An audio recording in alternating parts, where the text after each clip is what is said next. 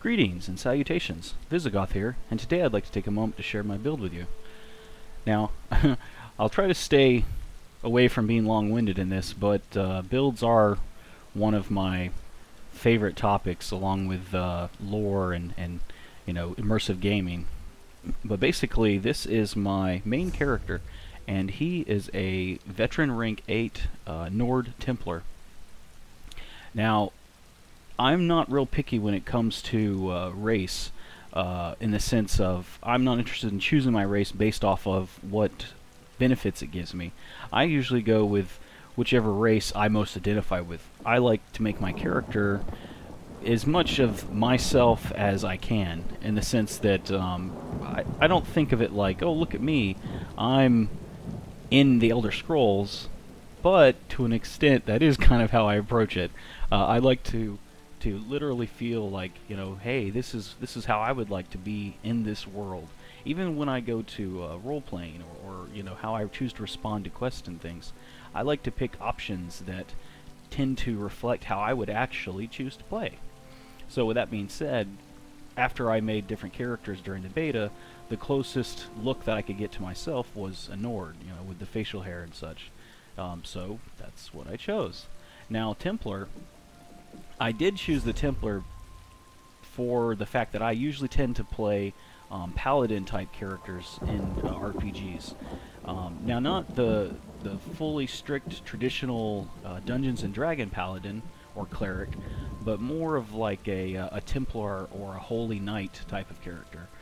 So I do use some of the healing benefits, but mostly I just go with stamina damage. That's, I like a sword and a shield, or actually my favorite would be a mace and a shield. But then I also solo quest. I play pretty much everything by myself unless there's a reason to group up with people, because I kind of got burnt out on all of the drama, and it just takes a lot of work to actually run guilds or even be in guilds, so I kind of shied away for that. So this is really optimized, the build is really optimized for solo PvE questing content and the like. So I actually use, here, let's go down the skills. My main bar is, and now the skills are organized just for what works best for my controller. So you can put them in whatever order you want to. But basically, the only thing that I use class-wise as an active skill is Honor the Dead. Of course, the morphed version Honor the Dead, as my self-heal. So just to keep myself alive. But my main bread and butter is Brawler. That's how I'm able to tank multiple mobs as I'm playing. And of course, I want to go fast because that's just how I like to play. So I use Critical Rush. And since I'm stamina based and all of my damage comes from stamina, these are some nice skills because the greater distance I'm solo, so I'm not really worried about canceling skills. But the greater distance I can be when I critical rush in, I do a nice bit of damage. And of course, I use Executioner, and this is just a great skill to have because it basically turns all of my skills into execution or finisher moves. When it says while slotted, two-handed abilities deal 18% extra damage to low health targets. That means that if I'm taking on 6 or 7 mobs, I can just keep spamming Brawler to keep my bubble up, so I have damage mitigation. But I'm also doing more damage to them as they're reducing, as their health reduces. So it helps end the fight much quicker. And of course, when I end up with a single target, at the end of a fight, like say a spellcaster, usually I try to go after like a healer or a spellcaster before I worry about the melee characters. But every once in a while, you don't notice them, or you're just trying to make sure that you spam down your melee characters. Well, once they're all dead and I can finally go after that caster, I've got Critical Rush in there, and if I've been doing AoE damage and he's close enough, usually this can finish him off thanks to Executioner. And of course, I also run Rally just because the I think it's called, was it Might or Brutality? Let me pop that off real quick. Yeah, it's Major Brutality. Major Brutality really increases the amount of damage that I put out just constantly, so that's really nice to have. I tend to pop that before I go into combat every time, unless it doesn't run out. Sometimes I go fast enough that it doesn't run out. But I take Rally because I'm, again, solo questing, So the heal it's usually not noticeable, honestly, when compared to Honor the Dead, but it's nice to have just as an extra benefit. And then, of course, Flawless Dawnbreaker is my ultimate. And I find that that just really ties into the whole stamina DPS build. It really makes things feel a lot faster. And I actually got this pretty early on because even though I tend to play kind of carefree and just do what I enjoy, when there's something that I want to go after, I will pause questing and I'll go and grind until I can, get a good chunk of that taken out. So, early on, I would actually go to spots and grind Daedra and Undead. And so I was able to unlock this really early compared to what's probably the standard. But to point out, I do spend some, like, let's go back after you see the skills that I have. Now I'll go back and actually show you all the passives, because the passives are just as important, if not more important, than the active skills. Adric's Spear line, I actually didn't use anything in this as I was leveling up. I just leveled up the skills, but they weren't actively on my bar. Although Radial Sweep, before I got Flawless Dawnbreaker, I did use Radial Sweep. That's probably the best ultimate for solo questing, until you can unlock the Flawless Dawnbreaker. But once you get this to 50, the passive in this Balanced Warrior is super beneficial. Increases your weapon damage by 6% and your spell resistance. The spell resistance is just kind of a nice bonus, but honestly I'm going after this for the weapon damage, because the more damage that I can do as a solo quester, the faster that I can go. And also there's that kind of duality of, if you can kill something faster, then you don't need as much damage mitigation or as much healing, because it stops doing the damage to you. So I tend to err on the side of kill it faster than, oh, I should wear more armor, or oh, I need more damage mitigation. That's how I like to play it. But other than that, I don't use any of the other class abilities. And let's go to Dawn's Wrath. The same thing with Dawn's Wrath. I honestly didn't use a single one of these skills except for just leveling them up until you get to 50. Once you get to 50, Restoring Spirit reduces magicka, stamina, and ultimate ability cost by 4% when you put both ranks into it. Now that means that just by default, I'm getting a reduction of cost on all of my skills. That's great to have. And of course, in Restoring Light, I only use the Honor the Dead just as my self-heal. And Honor the Dead is the stronger morph as far as a straight heal. But what you do kind of run into is it works great when you're by yourself. It is great for solo questing. Every once in a while, when you go and do like a public dungeon, or even sometimes like right now, you just see that guy ride by on his horse. If I was to pop that off, if he had lower health than me, it would actually heal him and not me. And even if we're not together or we're not playing and he just happened to be running by me and I needed that heal, it would go to him and I would die. So, it's kind of a trade-off. But honestly, with the game the way it is now, and when I play, I usually don't find that an issue. I'm usually able to not have to worry about losing a heal. And because of the way that my stats are set up, I can usually pop it off 2 times in rapid succession. So even if that first one went to a different person, at least the second one I'll get. And the same thing with this. In the passive abilities, Mending is really nice to have, because it increases the healing, the effectiveness of each of the heals that you cast by up to 10%. So basically, yeah, that's great in healing in general, but you got to remember too is that also applies to you. So when you're healing yourself, it increases the heal that you get, which is all tying back into that whole like keeping myself alive while I'm playing. Let's go down to weapon. Now my main weapon, really the only weapon that I actually use, is the two-handed sword. That's just personal preference, and also I like the synergy of how it works. When I'm making a build, for me, I do like min-maxing. It's fun to get the most out of it that you can, but at the same time, I like to temper that with, I love this term, synergy. When that started being used more prominently, I was super happy, because the concept behind synergy is really one that I've always been a fan of. Things like, in this example as your build, it's not just about the numbers. It's not just, oh, I do this amount of damage, and this is my DPS, and these are my heals, and this is how much damage mitigation I have. Like, yes, those are all nice, and at the root, or the base of what you're doing, your foundation, that's important. But to me, what's more important than the numbers is actually how it plays, how it feels when I'm doing it. If I've got a build that's super powerful, yeah, that's great. But if it's no fun for me to play, I don't care that it's super powerful. I just lose interest, and I'm like, well, I'd rather go do something else. So it's just as important to me of how skills function with each other, and then also how they function with the content that I'm doing. So that's really what I tend to go for when I do builds, is more synergy and less numbers. Like, I'll give up sometimes the ability to do more damage just to have more functionality, that's more enjoyable. Or I'll give up a little bit of damage mitigation to not have a skill that's got lots of sparkly particle effects, because the way that I play, I want to see what's going on in the content, so I'm more aware of my surroundings. So with that said, the two-handed sword is pretty as basic as you can get. You can see while I'm fighting, there's really only like 3 particle effects that go off. Other than that, it's pretty clean. I mean, when you compare it to like the destruction staff, or even most of the class abilities for all of the classes. All the class abilities tend to have lots of particle effects that just go off, and I try to stay away from those as much as possible. For the actual attacks, I tend to go with the Morph of Brawler, because it gives me a damage shield, so it makes me tankier as a solo player.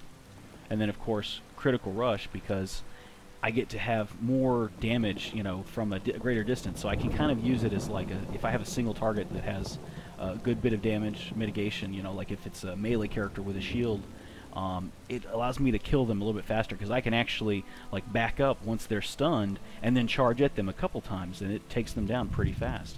Like, if they haven't gotten low in health where I could use Executioner on them, I pull back, do Critical Rush once or twice, and then I use Executioner. Now, Uppercut is nice to have. I kind of use it as a flex skill. When I'm going up against like a boss, or like a world boss, like one of the bosses outside the world, or like an actual kind of like mini end boss for some of the quest chains, I will swap out Critical Rush for Uppercut. But since recently I've been kind of coming back to the game, I haven't really had to use it much, because honestly I've out-leveled content that I'm doing. So it even makes it even stronger, because honestly, I'm veteran rank 8. The content that I'm doing is veteran rank 5 or 6, just because I don't want to skip quests, because that's what I enjoy. That's why I play.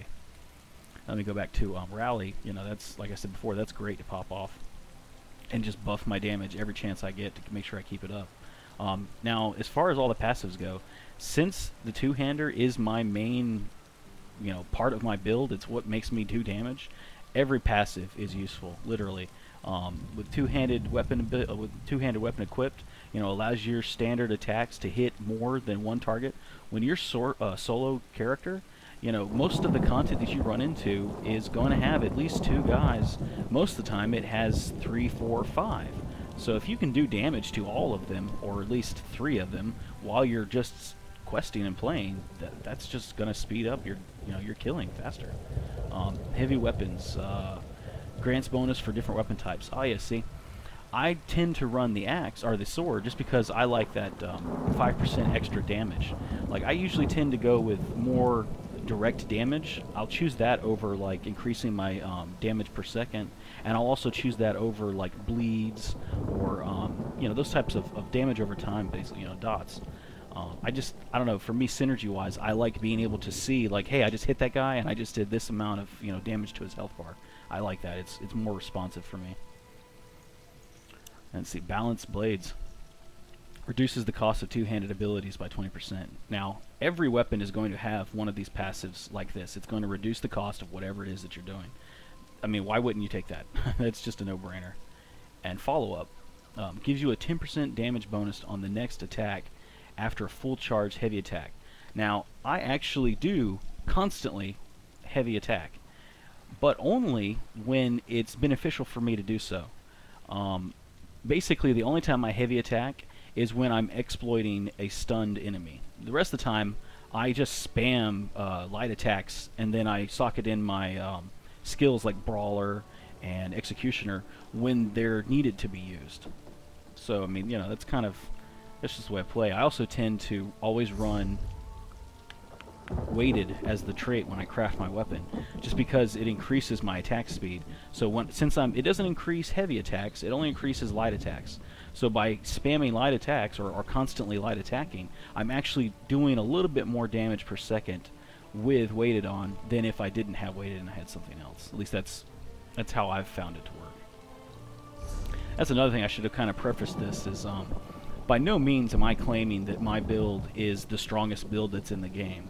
It's more that this is just a build that's optimized for the way that I like to play. So if someone else out there also finds that they're interested in playing, you know, kind of the way that I play the game, then if they try this build out, they'll find that it works out really well.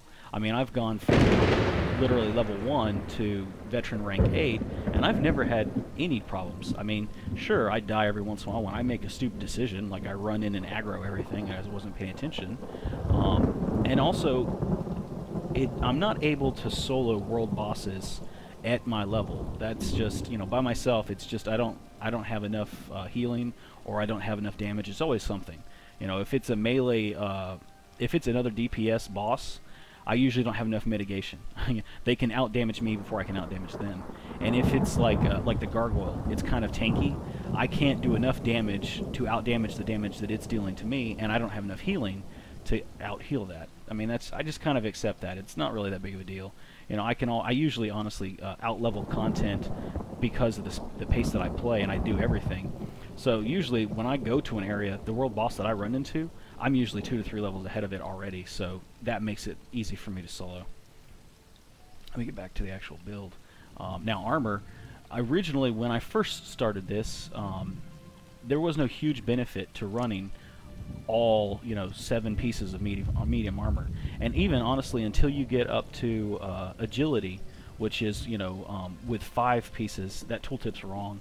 I had a little bit of a debate with this back and forth between the ESO community, but then after other people testing it and testing it myself, I came to the conclusion that it is actually 5 pieces of medium armor equipped will give you this passive. But it increases your weapon damage. That's extremely useful, but until you actually level up your armor skill line enough until you can unlock that, there's not a whole bunch of benefit to having all medium armor. So while you're leveling, it'd probably be better or more beneficial to equip, like, say, a heavy chest and then like a light belt, just so that you are leveling up those skill lines, even though you might not actually be using that to your playstyle. Now, of course, once you get those leveled or maxed, you know, to 50, then for the way that I play, I would definitely say go all 7 pieces medium, just because that's going to increase each one of these passives that much more, and definitely take all of the passives. There's no reason, unless you run out of skill points, there's no reason not to take passive skills. Alright, let's go down to world. Now, because of the way that I play, and it is very solo oriented, the Ledgerman skill line just is so much fun for me. I level it up and take every skill in it that's possible, because you know, lockpicks, or the locksmith skill, I didn't find that super useful, except when I go in to steal from homes. Basically, well, actually no, I should reverse that. I'm thinking of a different skill. The locksmith skill at first I thought was horrible, because I never force locks. I always take the time to pick them. But once I actually leveled it up and got all 4 ranks in it, 70% is really noticeably, like functionally when you're playing, it's super noticeable. Because most of the time, the way that chests work, at least from my understanding, is that if you go into a zone and you're questing, like say this entire zone is 1 to 6. Well, if you start in this little stuff down here is 1, all the chests that you find here will be level 1 chests. All the chests up here will be level 6 chests. You know, so these tend to be, the difficulty to unlock them is low, and if you are, say, level 2, but you're up here and you run into a chest, it'll be harder, or if not, you know, a master chest. In other words, it'll be harder to pick it and harder to force the lock, almost impossible. So it's kind of like, if you just quest standard, you know, just normally go through the zone, usually every chest you'll run into is your level, if not a little bit below your level. So your rate, or your success rate for forcing that lock is almost it's almost 100%, honestly. Like, because of the way the statistics work out, usually it'll be the every 10 chests I'll fail, and then I just have to click on it again immediately. And yeah, you lose 1 lockpick, But if you actually are looting chests and stealing things, you'll notice that you have an endless supply of lockpicks. I mean, I've got like, oh geez, 1,000, just in my bank, with waiting to try to burn through them. But of course, you could leave out like trafficker if you're not actually wanting to take part in the justice system where you're stealing items and selling them. I would just take locksmith and leave out all the other ones, except for improved hiding. Also take improved hiding, because if you're playing like I do, you're kind of stealthing past content that you don't want to grind. Like I'll kind of get into that a little bit more. Basically, as I'm questing, I don't kill everything. Like if I don't like wasting my time grinding unless I have to or unless I choose to. So if I have a quest objective and it leads me through, like, say, a courtyard and there's just mobs everywhere, well, if I just go into stealth, I can walk past all those mobs, and my objective has nothing to do with killing those mobs. My objective would be, like, I don't know, go and kill a boss. I'll just stealth past all of them, go to where the boss is, unstealth, and then kill the boss, and then go back into stealth and walk past all of them again and then turn in the quest. That kind of helps me balance off the fact that I do all the content. That way, otherwise, if I just killed everything everywhere I went, I would completely outlevel everything by a lot. So I try to kind of, skip content when it's just grinding content. So, improved hiding makes it that much easier to skip content. Light fingers is only useful if you're going to be pickpocketing. It's nice, like, don't get me wrong, I really enjoy the justice system and the Ledgerman skill line. I've made a good amount of money, just pickpocketing and selling items. So, I'd take it, but it's one of those, you can kind of take it or leave it. It's not crucial to the gameplay or the build. And same thing with kickback.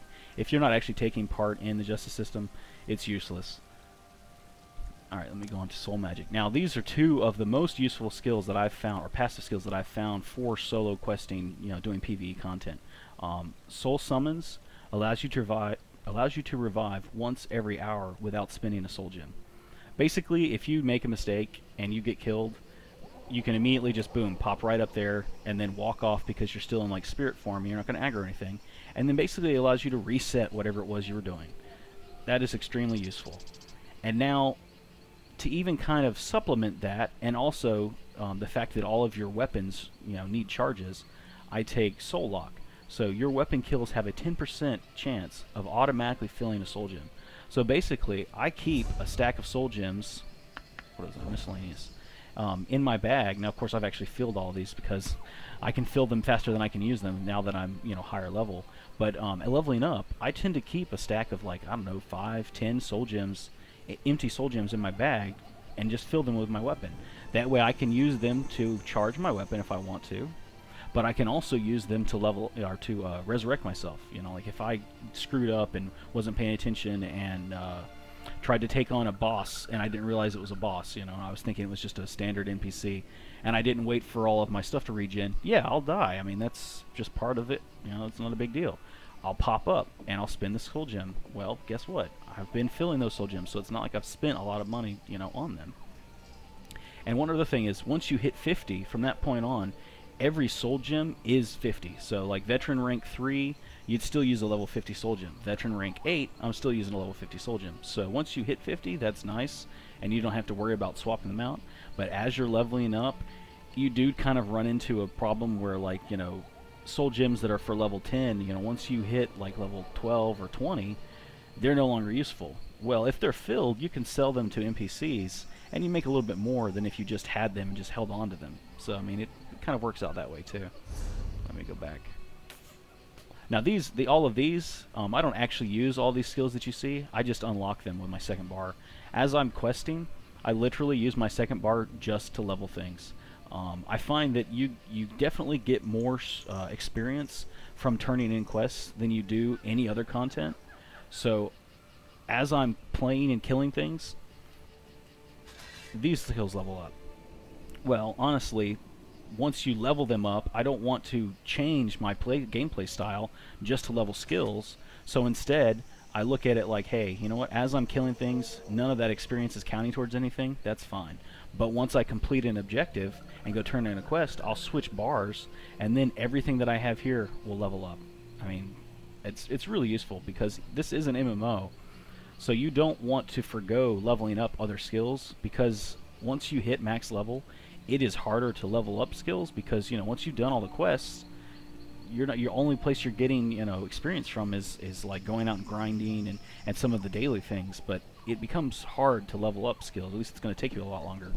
And you never know, since this is an MMO, you never know when they're going to make a change to a skill, and you might find, oh hey, you know, this Soul Strike ultimate is from Soul Magic. I never thought about using that, but actually it's super powerful. Man, I wish I had leveled that up.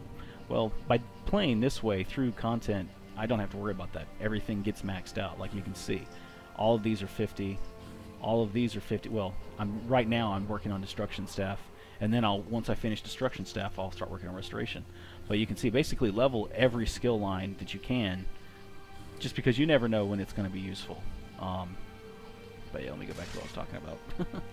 I tend to go off on tangents if I'm not careful. Sorry. So, oh yeah, and Werewolf, just, you know, like, I don't actually use the ultimate for Werewolf, but in theory, like, I haven't tested this out, and honestly, no one has told me, yes, that's 100%, but you're supposed to get 15% stamina regeneration just from being a werewolf.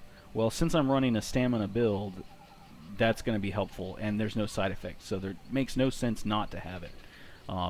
It took me a while to actually get, you know, lycanthropy, or you know, it took a while for me to get someone to bite me, because, you know, I play by myself, and basically I don't do lots of social interactions. But eventually I got it. So that was useful. Let me go back to skills. But that's why, I mean, I've leveled all these up, which is nice, but I don't actually use or spend skill points in any of this. Let's see, Fighters Guild. Now, Fighters Guild, if I have extra points like left over, like right now I've got 10, but I'm holding on to them to spend on other skills once I finish leveling all of these. Basically, I'll take skills to their morph. You know, once I can morph them, then I don't worry about leveling them up anymore. Because from that point on, if I ever decide to put the skill in, I can choose the morph that I want, and then using it will actually level it up. That's kind of how I look at it. But basically what I was saying is if I have excess points, you know, like, because as you get up to the, you know, veteran rank 8 and above, you know, kind of like veteran rank 10, honestly, if you've been collecting all of the sky shards and you've been doing all the content that gives you skill points, you should have more than enough skill points to do just about anything you want to. At that point, then I do throw it into like Slayer, increases weapon and spell damage by, you know, 9% when attacking Daedra and Undead. But otherwise than that, if I don't have lots of skill points, I don't waste it on these skills, because I'm not always attacking Undead. I'm not always attacking Daedra, so I don't see it as much benefit. But what I do spend it on is Intimidating Presence.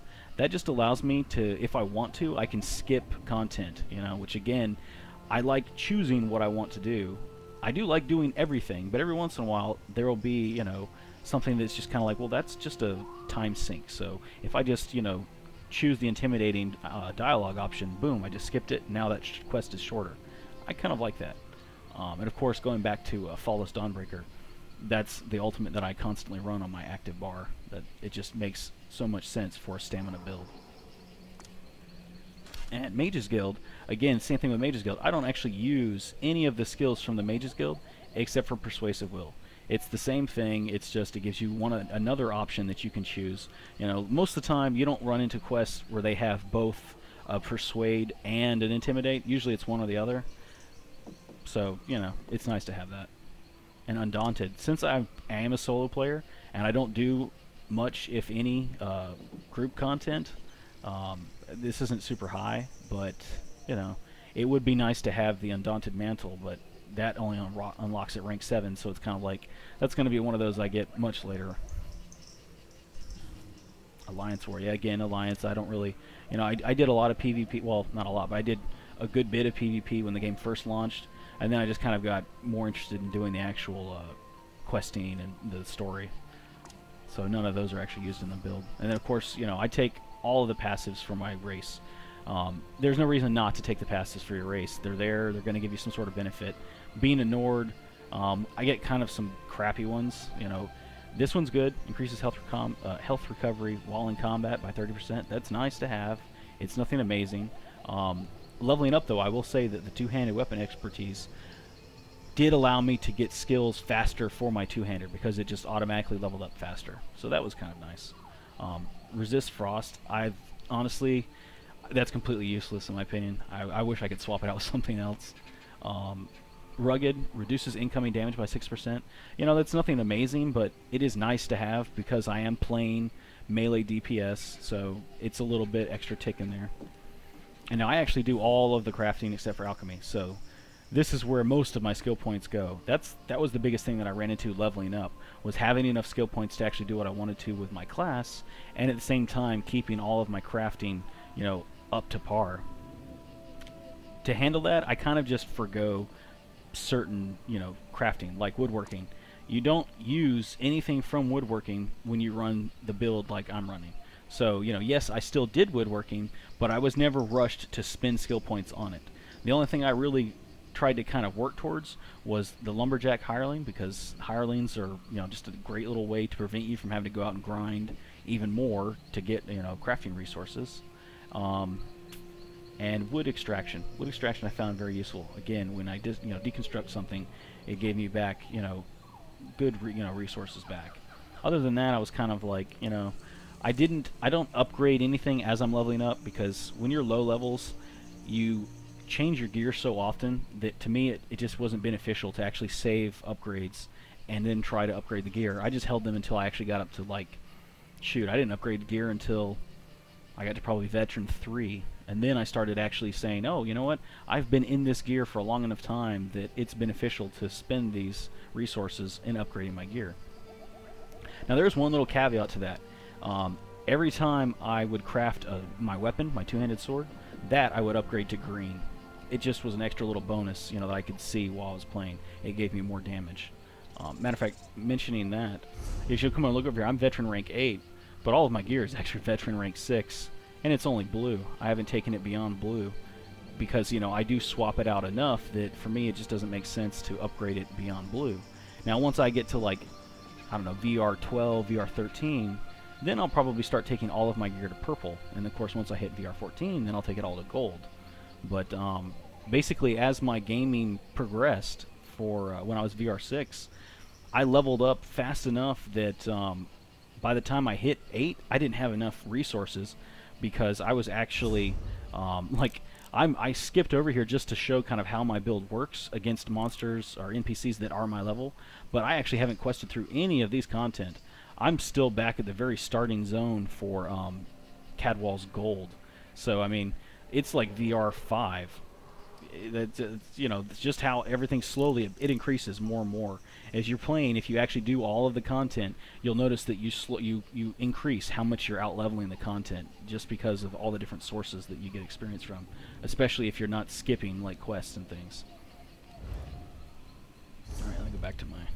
So basically, that's the breakdown of the actual skills that I use. They're really straightforward, really simple. I don't think that there is a simpler build out there for solo questing. I think this is pretty much as simple as you can get. But the nice thing is that with the changes that they've made in 1.6 and, you know, 2.0, even though this is simple, it's not broken. It's strong enough that you can plest, and it's actually a little stronger, in my opinion, in certain areas than, you know, like, say, magic build or, you know, light armor and stuff, because of the changes that they've made. So this is I don't know if I'd say it's super powerful, but it's pretty powerful compared to what my this playstyle felt like during launch. It's super powerful now compared to other playstyles. I don't know, maybe it's more balanced. But now I'll actually show you my well, let's see, I guess I should show you the gear that I'm running.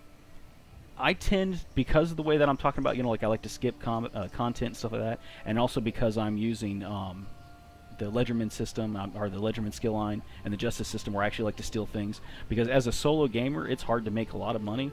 You know, if you're not, you know, selling items at a guild store or guild trader, and you're not running, like, dungeons or what's the other thing, that the arena, like, if you're not running arenas and stuff, you're not making a lot of money. So as a solo character, if you go and you start working the justice system to your benefit, you can make a lot of money. Like, I was able to upgrade my character inventory to max, and I was able to get my bank inventory up pretty high just by going out and stealing items and selling things that were, you know, beneficial. I mean, like, look at this. Here's one item, and it's worth 250 gold. I mean, that's awesome. It took me all of, what, 2 seconds to open one container, and steal these items, and boom, I made 250 gold, then 30 gold, and 30 gold, 100 gold. I mean, it's a really great way for a solo character to make money. So, getting back to the point, with that being said, I actually like to run the Knight's Silence set, all 5 pieces, because the 5th item in that item set is ignores movement speed penalty while sneaking. This is awesome. Apparently, I've never been a vampire, but apparently this is one of the benefits you get as being a vampire. Like, you'll see how fast I move when I'm in stealth. I mean, that's just... that's super useful. So not only is my detection area decreased by the fact that I'm wearing all medium armor, and I have all the passives for that, you also look at how much it costs me to sneak, because I'm wearing all medium armor, and also because I took the Ledgerman skill line that reduces the cost of sneaking. I mean, I can basically stealth non-stop forever. My regen, you know, completely covered, and I'm not even drinking a potion yet. This is just my base regen. I can basically stealth indefinitely.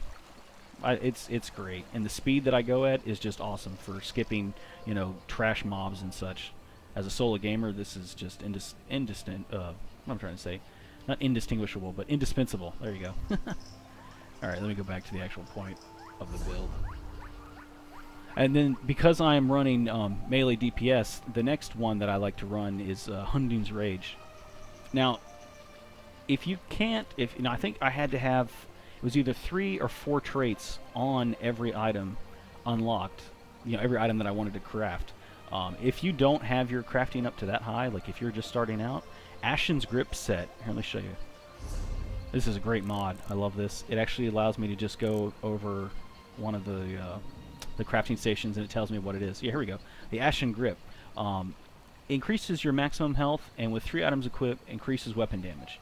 Starting off, that's a really good. It's a low-level one. I think you only have to. Yeah, you only have to have 2 traits researched. So that's a really nice item set to craft starting off.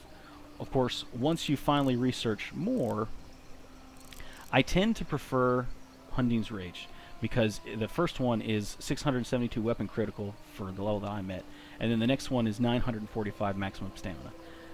That's just super useful. I mean, and because the one trade-off is that because I am running a 2-handed weapon, I don't get to have 2 items that are both item sets. So without going into the complexity of getting jewelry that's also an item set, basically I just run 5 of the Knight's Silence and 3 of the Hunding's Rage, or 3 of the Ashen Grip.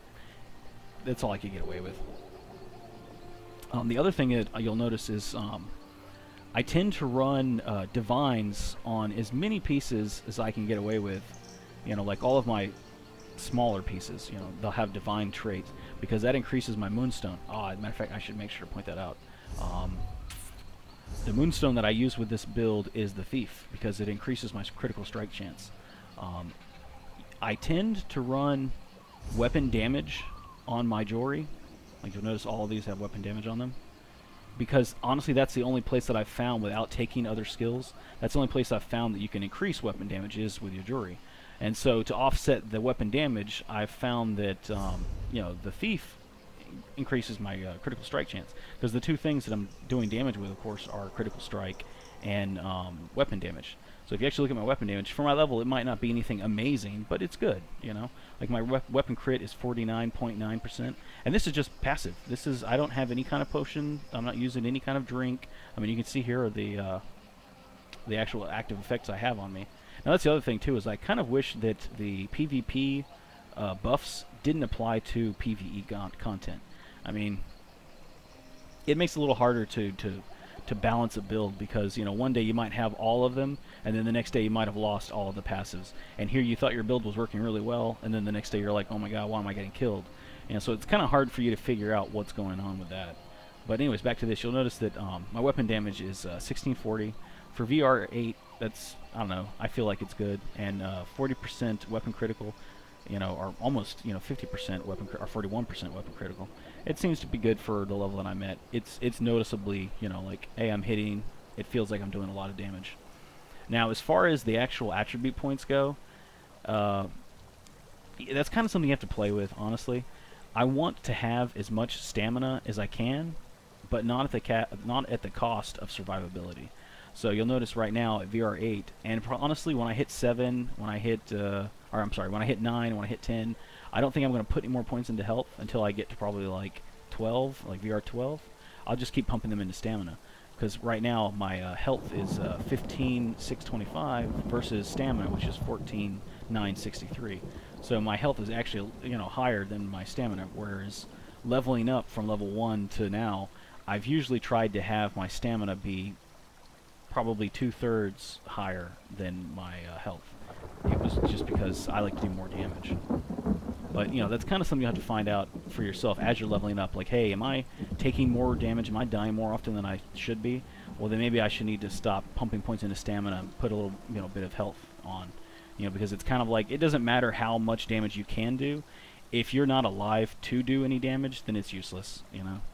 But that's kind of based off of gameplay skill. You know, if you're really good at playing the way that you're playing, then you can kind of fudge on your stats a little bit. If you aren't as good at playing the game, you know, maybe you need a little bit more of a buffer, you know, like, or maybe your internet connection isn't as amazing as somebody else's, so you get a little bit more lag. So, you know, you need a little bit more of a buffer sometimes. But honestly, that's kind of like a case-by-case, you know, situation. You'd have to almost judge that for yourself. Let me see, what else should I go back to? Oh, yeah. Going to the actual gear itself. So you can see I'm using all medium armor pieces. But lately I've been trying to run maximum health enchantments instead of stamina to see how that kind of worked out. That's how my health got above, you know, but usually I run all stamina. And you'll also notice on my chest piece I'll run reinforced, and sometimes on my shoulders I'll run reinforced, because your chest and your helmet and your shoulders are going to be your 3 largest sources of armor. Your chest being first, and then your helmet and shoulders being the same of each other. Other than that, you see divines, divines, divines, divines. Literally, you know, it's like my chest is the only thing I run a reinforced on. That's how I was able to get my critical damage, or my weapon critical, up to 40%, was by running divines. It's extremely useful. It really makes a big difference in damage. And of course my jewelry, because I am using the Templar heal, and I am a Nord, I don't have lots of Magicka stuff. Like if you were Britain and you were running this same build, you wouldn't run jewelry, arcane jewelry. Honestly, you just wouldn't need that extra. You know, you'd probably run stamina. You know, that would make much more sense for you. But again, by default, I don't have lots of Magicka, so I tend to run arcane jewelry just so that I can pop off my heal, you know, once or actually twice in rapid succession like this. And then usually the regen is enough that I can almost get off a 3rd in rapid succession. You know, so I mean, that just makes me super tanky. You know, solo-wise, it makes me super tanky. Let's see, what else for gear? And of course, my weapon. Until I max out two-handed weapon, in other words, until I get the skill line to 50, I ran training on my two-handed sword. Now, training on the two-handed sword, trait-wise, is one of the hardest ones that I found to find. If you're trying to research training on a two-handed sword, your best bet is going to be to constantly go to guild traders and look for a sword, a two-handed sword, a great sword that has training on it. Because drop-wise, you're never going to get it. If you do get it, you're super lucky. But once I hit 50, then I started running trait weighted, you know, because it increases that weapon attack speed. Now again, like I was saying at the beginning, I don't tend to do heavy attacks unless there's a reason to. Most of the time I'm just spamming light attacks. And with that weighted, I noticed that my light attacks seem to go off a lot faster. So whereas the two-handed sword is usually kind of clunky, it's kind of slow compared to everything else, with weighted on it, it's not as clunky. I mean, it still feels like it takes a little bit longer, but I don't know, synergy-wise, it actually works a lot faster than what it would without weighted. So I really prefer that. And then, of course, I've tried different weapon glyphs, and the one that I found that seems to work the best for me, that I can notice the biggest difference, is crushing.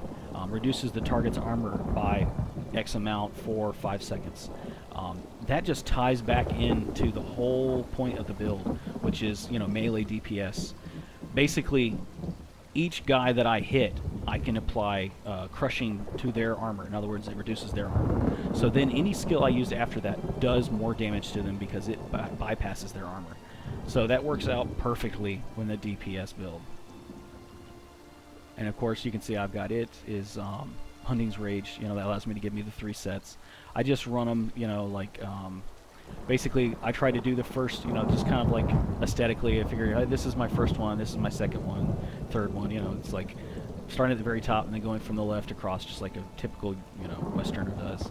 And then of course, once I get to the bottom, that's when I do Hunting's Rage, because you know that would be the 6th item, and then the 7th, and then the 8th being your weapon. So then that gives me 3, and then 5. It's just how I like to do it. There's real no rhyme or reason to it. It doesn't matter which item is what set. That has no benefit or, you know, cost.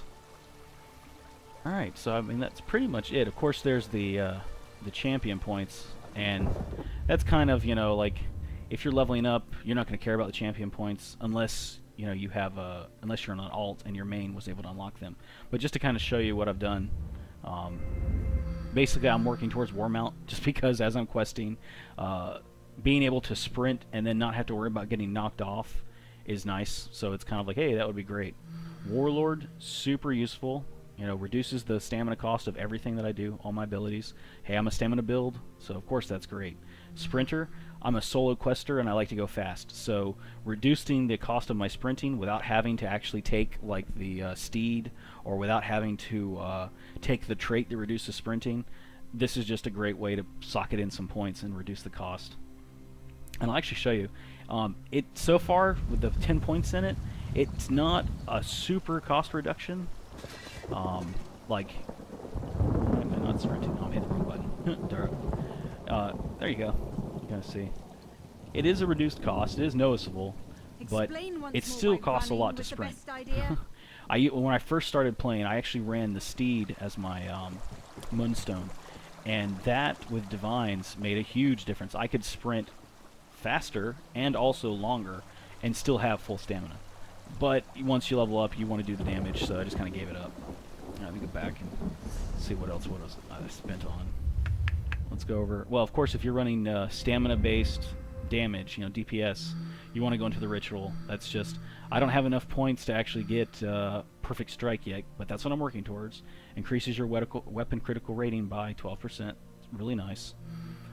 This one, Opportunist, it's cool. I mean, it's nice to have a little bit of extra stat buff, but honestly, synergy-wise, or the actual feel to it, it doesn't...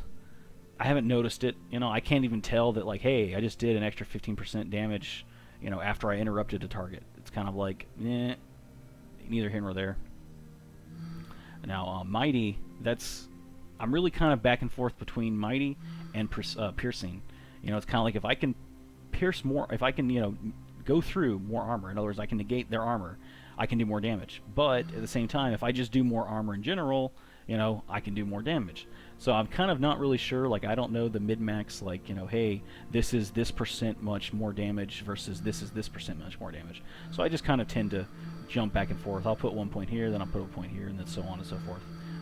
Precise strikes, you know, again, this is another one of those things I was kind of like, hey, I'll put a point in here and see if there's any difference. I haven't really noticed a big difference. Of course, you know, once you get it up higher percentage, you might notice that it's stronger, but I don't know, with the I've only got 18 points, so it's kind of like not super noticeable. And let's go over to the steed. This is where I ended up, you know, socketing all my warrior points. Basically, medium armor. Almost all of the points going to medium armor just because I'm wearing all 7 pieces of medium armor. This is going to give me the most benefit. And the next thing is blocked expertise. Even though I'm not using a shield to block, I still block with my two-handed sword. So reducing the amount that costs is noticeable for me. You know, it allows me to not have to like run tons of like reduced stamina, you know, enchantments on like my jewelry and stuff like that. You know, and yet I still get that reduced cost. So it's nice. But I mean, you know, 3.5% is not a lot, but it's noticeable at least. All right, that's basically it. I mean, now I guess the next thing I could do is go out and kill some stuff and kind of show you how the skills actually work. I actually had to run all the freak way up here just so I could get to content that was my level. So I could kill some guys that were like, you know, like these guys are actually VR 9, and of course I'm VR 8, so, you know, it's not bad. But this is kind of what you run into as you're solo questing. So as you'll see, there's looks like two spellcasters and 1 melee. Or is he ranged? I think he's melee. I think it's the shield on his back. But so the first thing I'll do is, I might be in stealth. You know, I might have been coming through here and trying not to aggro a whole bunch of other shit. So I'll just stand here and then I'll pop off Rally. If I'm doing it correctly. There we go. Just so that'll buff my damage. And then I'll critical rush in at like one of the casters.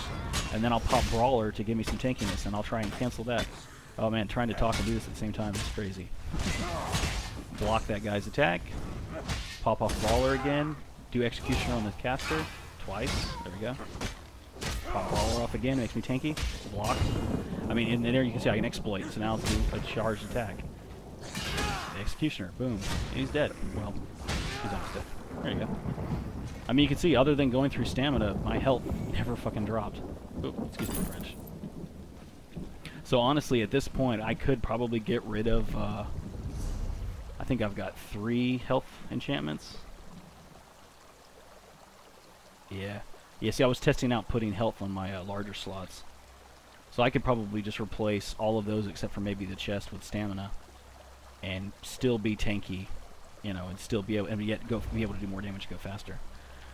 But I mean, you can see, for solo questing, this is pretty strong. So, you know, stealth doesn't matter. One thing I've noticed is it doesn't seem like I get any kind of critical bonus to my critical charge or critical rush when I'm coming out of stealth. It seems like it breaks it. Now, of course, I was running the bow.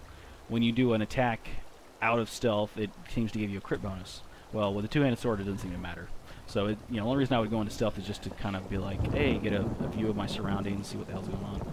But again, you can notice Rally's gone off, so I'll pop it back on. Critical rush in. Just spam light attacks. Block his charged attack, then do an exploit. Sometimes you can do a cancel, you know, a cast cancel, you know, thing where you just hold your, you know, heavy attack down for a second and then let it go immediately as a quick cast. I don't know what you want to call it. Basically, you're canceling the animation ahead of time. That's lets me exploit whenever I'm trying to do a an exploit attack, or whatever you want to call it, you know, a charged attack against them when they're stunned. The rest of the time, I don't worry about spell casting or what do you call it, block casting, or, you know, I don't worry about canceling the animation, because one thing that you'll notice is that with a two-hander, if you try to do a bunch of repeated cancels, it kind of glitches it a little bit, and it won't let you really get it off. Whereas if you just do one and then go back to light attacking again, it seems to work really well. So that's just how I like to run it. But yeah, let's see. Let's charge in here. Oh, got to put my rally up. Block. Exploit. Boom. Critical rush that guy. Do a couple light attacks. Just kind of get him in. Do a brawler to get his tankiness. Cancel his skill. Do another, you know, execution order. Exploit. And then bam. Block. And I mean, so literally it's like I'm not so much working off of, you know, like gimmicks of my skills. It's just straightforward using the game mechanics. You know, like, hey, block whenever they're going to do a charged attack. Exploit whenever they're stunned. Move out of their, you know, their AOE damage. Cancel whenever they're doing, you know, one of the red charged attacks against you. And then just, you know, keep your brawler up whenever you need to have tankiness. If you remember, now this is the funny thing, is I have executioner, so I can do executions on guys. Honestly, if I'm fighting 5 or 6 guys, I'm not looking at each individual guy and going, oh, that one's got 20%, so now I can start doing it on him. Honestly, at that point, I'm just going to spam brawler a couple times, and they all tend to die at the same time. But for like single guys like this, then I'm more paying attention to his health bar and where his health is at. And, you know, hey, when should I use executioner on him? You know, like right now, boom, he's at 14%. Use executioner on him.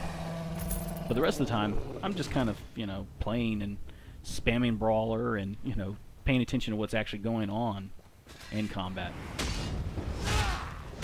I can go out and kill some of this shit. One thing I've noticed is that when one of the more recent updates, the NPCs, they run way farther away from you. Like there's been a couple times where I've had to track or follow, you know, after one of the guys around this giant wall, like just to show you as an example.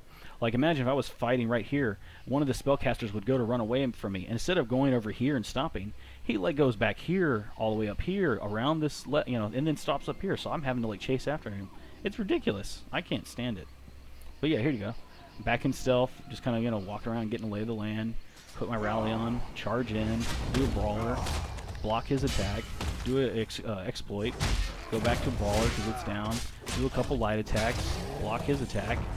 Well, he didn't get it to stun, so I'm not going to do an exploit. Critical rush this guy, finish him off with Executioner, do another Brawler, boom, now block his attack, and instead of doing an exploit, which, I mean, I could, I'd just do an Executioner. Boom, finish him off. I mean, by having a simplistic build, it means that I'm not having to multitask on a bunch of other things, and I can just kind of keep track of, you know, hey, this is when I should use this skill. You know, not just, hey, I'm spamming one, two. You know, I don't like skill rotations. I'm not trying to put people down that like skill rotations, but to me, it's not the same kind of attentions that I like to have. Let's see if I can just go kill some more stuff and kind of show you.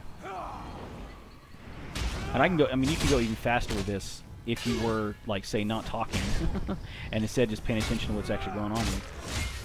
You can just go nuts fast. I mean, because I haven't even used the heal yet. I haven't even needed to. Matter of fact, I should probably go and find some content that's like VR 10 and 11, you know, to really kind of show you the difference. You know, because like right now they're only one level ahead of me, and there's not really a bunch of them. I think the most I've run into now was like 3 guys, maybe 4. But I mean, honestly, that's what you run into content-wise when you're questing. I mean, you know, it's not until you go into like dungeons that you start running into lots of ads and lots of specialized mechanics, or when you go to do a world boss. Like at the end of this, I'll try to go and take on a world boss, and you can kind of see like that's where it kind of falls short. You know, it's great for guys that are around your level and a little bit above your level. You can take on a bunch of them and stay. But it's not super powerful for like single targets that are really strong, or you know, even 2 or 3 guys that have some sort of specialized mechanic. You know. All right. Let's see. I don't know how far I gotta go. It's probably north. I should be going. Yeah. See, he's only 9. Yeah. See, they're 9. Crap. I hope it's not this case of like, hey, you have to go throughout the entire zone just to. I told you to keep your head down. This, like I said, I'm completely new to this content. I've never been here before. I've never been to the Dominion side, so I really am kind of lost. You know, honestly, I think I'll probably edit this out so I can go and find some guys that are like VR 9 or VR 10 and 11. All right, I'm just gonna